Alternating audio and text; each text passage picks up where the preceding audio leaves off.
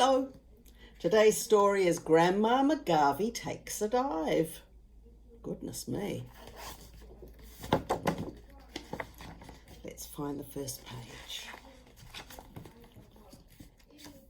When Grandma McGarvey was feeling blue, she said, I need something exciting to do. The community pool, now there's an idea. I haven't been swimming in over a year. And then she thought of something that made her heart skip, the high diving board, the ultimate trip. That's it, she shouted. We're off for a dive. And she grabbed the dog and did a high five, and she dashed to the door with a lively lunge. Prepare yourself, Pooch. We're taking the plunge. When Grandma McGarvey arrived at the pool in a sumptuous sun hat to keep herself cool, she leapt from the car and unloaded the boot, flippers and goggles, a smart bathing suit. I think we have all that we need, she said as she galloped across to the changing shed. When Grandma McGarvey came back outside, she raced around the pool, all glistening and wide, heading straight for the diving board, high in the air. And then, ignoring the crowd that were beginning to stare, she made her way up to the highest ledge and perched at the top with her toes on the edge. And then she took a deep breath and let herself drop and hit the pool hard with a huge belly flop. Splash!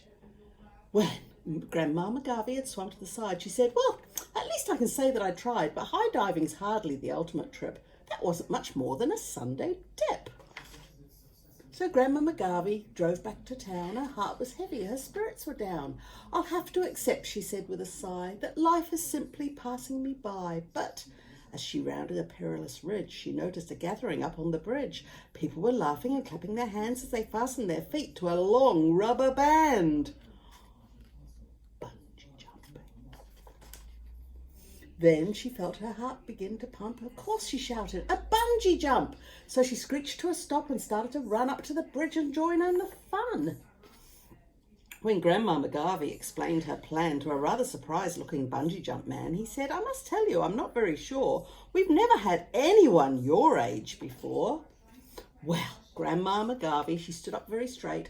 Well, you better get started before it's too late, she snapped as she glanced at the valley below. Just fasten me up. I'm ready to go. When Grandma McGarvey leapt into space, she felt the whoosh of the wind in her face, and her hair flew about like a dandelion seed as she plummeted headlong with gathering speed. Then a gaggle of gulls flew over to stare, and one of them laid an egg in her hair. Out of my way, shouted Grandma with glee. Not even Batman is faster than me. But as she began to build up pace, her glasses flew off and went spinning in space, and she had to close her mouth with a clout to stop her false teeth from rattling about. And the blood began rushing up fast to her head, and Grandma McGarvey thought she might surely be dead, or at least her hair had been plucked from its roots, when all of a sudden she felt a tug on the bands of her boots, and just as the river loomed up from below, she jerked to a halt and then swung to and fro, bobbing like a cork in a bath. And then Grandma McGarvey started to laugh. I did it, she said. I'm free as you please, a high-flying grandma shooting the breeze. When Grandma McGarvey was winched to the bridge, she saw a big crowd all over the ridge, and the bungee jump man was mopping his brow. Phew. There, she soothed. It's all over now. And he leapt to his feet and he gave her a hug. There was nothing to it, she said with a shrug. Oh, she did well, didn't she? Look, everyone's congratulating her.